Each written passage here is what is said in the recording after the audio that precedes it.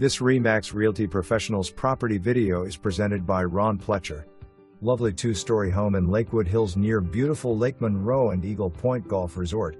Traditional floor plan with a main level featuring an eat-in kitchen, a living room with a gas log fireplace that is open to the dining room, a laundry room complete with washer and dryer, and a powder room. All the bedrooms are upstairs. The primary bedroom features a walk-in closet and an ensuite bath. There are 2 additional bedrooms and a hall bath on this level. This home is super energy efficient with 6-inch walls, extra insulation, and Pella windows. Even the garage is insulated. Very low average electric and gas bills.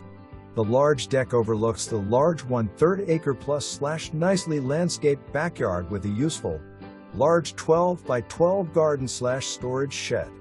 Outdoor time can also be enjoyed on the covered front porch on this quiet cul-de-sac. This neighborhood is a convenient location for lake lovers and crane commuters with quick access to Highway 37/I-69.